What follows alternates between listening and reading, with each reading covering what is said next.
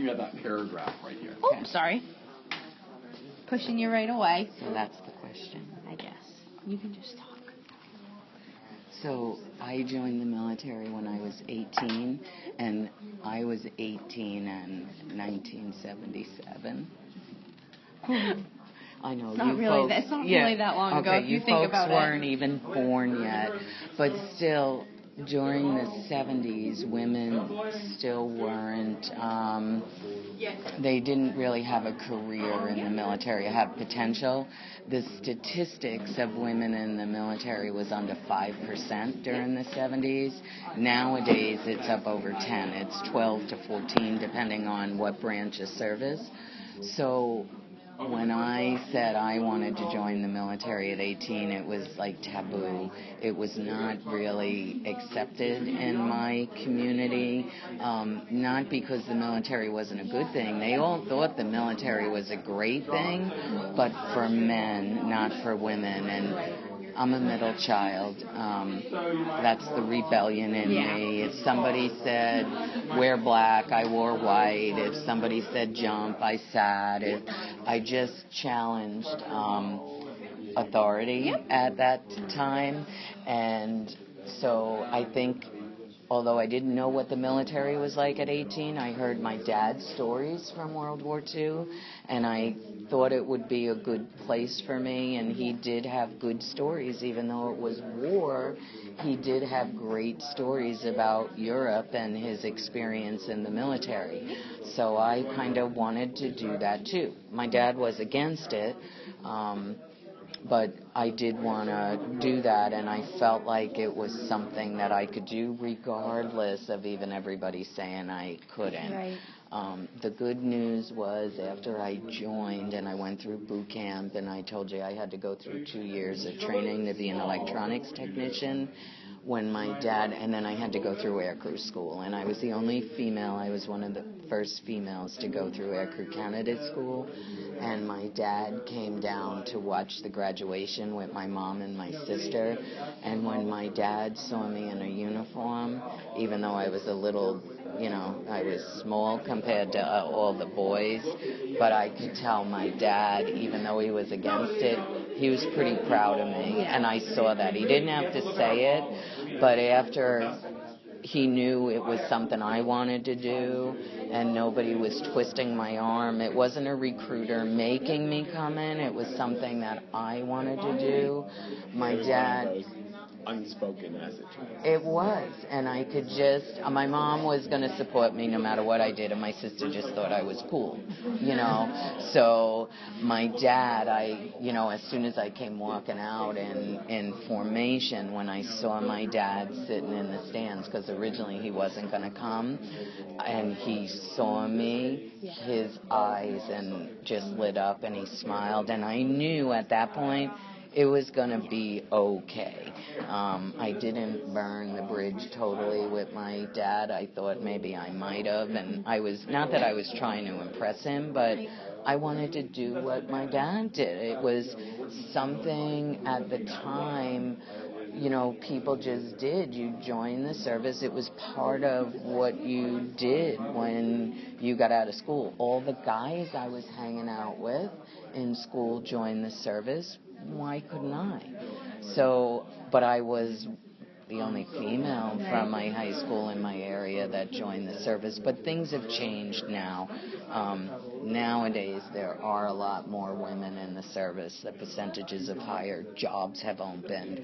I didn't even have opportunities to do some jobs while I was in the service, and I was always the groundbreaker, like the first, we'll test it, let's put her in this plane, and I was always with a crew of all men. I was always the only female on the crew, which wasn't a bad thing either. It has its pros and cons, so it was just how it was back then. But nowadays it's different, and even when you see the news, although, a lot of the things you just see men in uniform, I'm telling you, I have a half a dozen women at UMA I'm working with that are students, and they've all been frontline Iraq and Afghanistan. They all are great shooters. Like, if we had an apocalypse, if the zombie apocalypse, I'm grabbing them. They all know how to handle a weapon, and they're not afraid to use it. And we were going semi full of weapons. Exactly. So, although, we kind of laugh about some of the skills that you learn while you're in the military, there are some skills that you do learn that you hope you don't have to use, but I know how to use a weapon. We were trained on a range. Whether we used that weapon or not, we still had to go through training, and we were always very safety conscious, so there was always, we called them like emergency drills. What if the airplane caught on fire? We'd be like flying and they would just hit a button, and we knew it was a drill, but we had to run through everything like it was a real live scenario. And the more you're trained, right, the quicker you react and the more comfortable you are in an emergency situation. So better to experience it the first time in training. Exactly. That's why having no clue what to do if it actually happens. Right. Exactly. That's why I never aspired to be a teacher. I don't even call myself a teacher. I go to a classroom and I learn with my students. But I never aspired when I grow up I'm going to be a teacher. But I wound up in a classroom, which is very interesting to me. But there's some skills that I gained through the military that make me a good person of facilitating discussions because I'm so used to working in a team. Everything we did in the military was with a group of people, and you're only as strong as your weakest link. So everything we did was with a lot of people.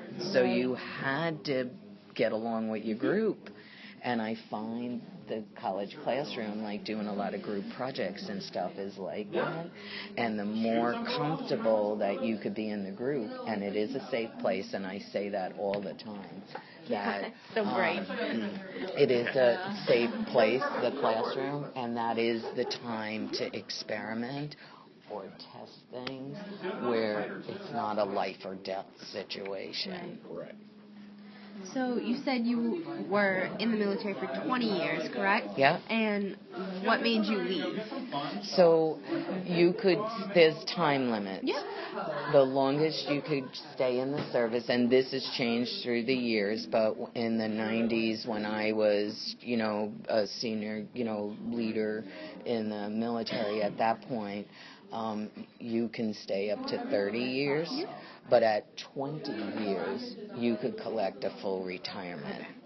Back when I got out, things have changed a little bit. So when I was coming up on my 20-year mark, think about this. I joined at 18, and I did 20 years, never expecting to do 20 years. So at 38, I was able to retire, and I didn't retire, but 38, I was able to wrap up one career, and I started collecting a monthly pension. Yeah.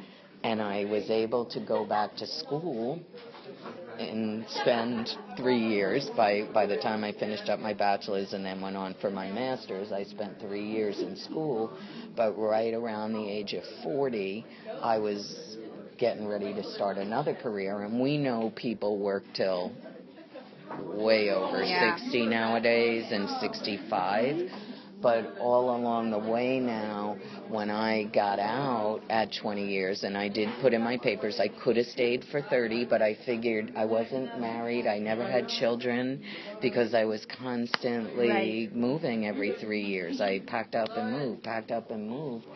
So I figured at 38 it was time for me to kind of grow up and get a real job, or a more stable job where I could make new relationships. Right. And you said you've been doing a lot of reflecting back on your time in the military, and what kind of emotions does that make?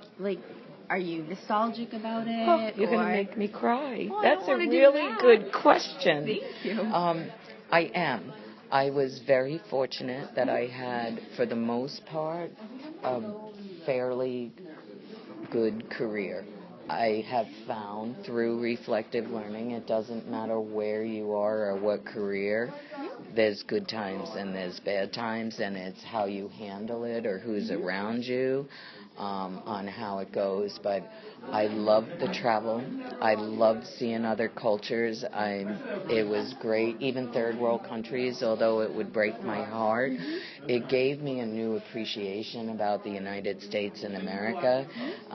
Sometimes when I was younger, I would get sour, especially growing up and being in high school around the Vietnam era. I was against war, and I didn't like some of the things that were happening. But once I left the United States and went into some of these countries, and I would see kids younger than you carrying guns, and they'd have just shorts on.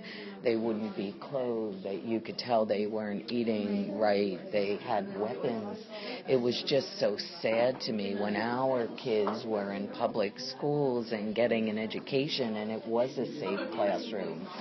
Once I got out of the United States and I just thought every place was like that. Even though I would read it in the books in school about third world countries, I never knew what that meant until I actually went there and saw it from my own eyes and smelt it.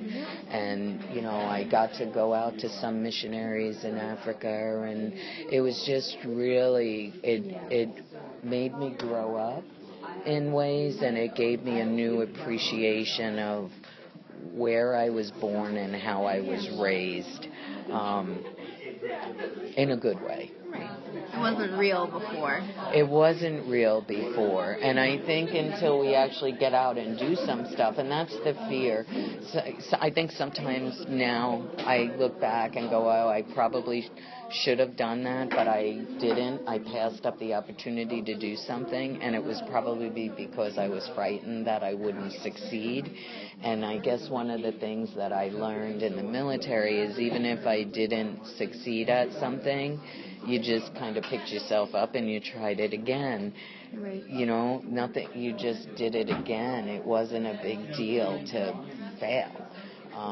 You can learn from bad experiences. That's how even I figured out what I wanted to do when I got out of the military. I didn't know what I wanted to do, but I knew what I didn't want to do. Right.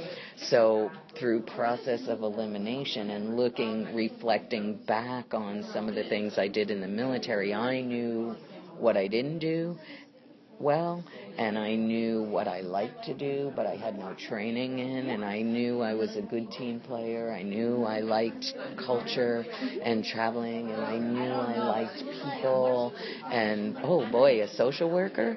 That sounded like something that I was going to be a natural at, and I am doing well in that career. So you said that you were kind of like, trying to think of a good word, but you were one of the first to do a lot of things because you're a woman. What was that like for you, being so new to everything and kind of making way for other women? So it had its ups and downs, I'm not going to lie, but I'll tell you, I felt very proud when I finished stuff with all the boys. A lot of times what would happen is a lot of these things that I went through, of course, were led by all men. So the instructors and the trainers were men. I felt like they were picking on me because I was a woman. It was my opinion, and I know that sometimes I was made to do things more than other people around me because they were guys. And I had to, what would happen is they would push me harder, but what didn't kill me made me stronger. And when all the men kept pushing me and trying to wash me out of some things because I was the first female, it made me want to do it more, and I would work round the clock to be able to do those 50 pull-ups in 2 minutes and all these physical things. Always trying to one-up. I was going to one-up them, and I was going to make them all believers in me, and even if I didn't make them a believer, I was going to do it just to fight them because they didn't want me to do it. That rebellious middle child. That rebellious middle child. So I credit... Middle child. I think that's teenager in general. Right? So a lot of the guys that I would be around, even though they were trying to make me break and push my button, when they would push me harder, and I have a pretty good sense of humor, and I've learned to laugh about things instead of cry, I would thank them when they would make me drop to do push-ups and everybody else would watch, and, you know, and I was the only one doing it. I would get up and I would thank them and smile. Oh, and that would, granted, they would make me do it again because I would make them mad. Yeah. But I was building my core and my strength, and they were helping me do it during work time. So you get what you give, and, you know, they pushed me hard, and it made me work harder. So I became not only very... was able to do physically everything that the men in my unit and on my plane could do. As far as education-wise with electronics, I had to outscore them too on tests. So when all the guys were going out doing the guy thing, I would stay home and study. And out of all the programs that I was sent through for school, I would graduate top in my class, number 1, 2, or 3. I was always at the top in the training, so I would get pick of certain things, and it would aggravate them that the girl gets to pick where she wants to go. It wasn't because I was a girl, it was because I scored the highest in the training. So that's the way. It is a fair thing. That's one thing about the military.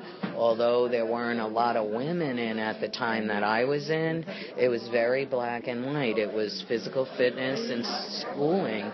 If you know how to do it and you were trained to do it, you were doing it. And it's the same thing now. It's just more doors have opened for women on some of the jobs now. But if a woman is qualified to do that job, she can get that job. Yeah. Like, I can imagine that back then women weren't, you know, on the front lines as much, if at all. Right. They were either on the back lines in combat or not in combat at all. Yeah. And now they're more on the front lines. Absolutely. Absolutely. And there were times during my career, because we still weren't allowed to be across front lines legally, but there were still women that were crossing that line, because especially in aviation, because we were flying in places, and when you're up above it, that line on the ground doesn't always mean something. Right. But it's blurred. It's blurred, but if the plane would have went down, or we had to make an emergency landing, there would have been some trouble. Okay, I don't want to cut you off, but if we don't get you over to pictures soon, we're going to have to stop. We're going to run out of time.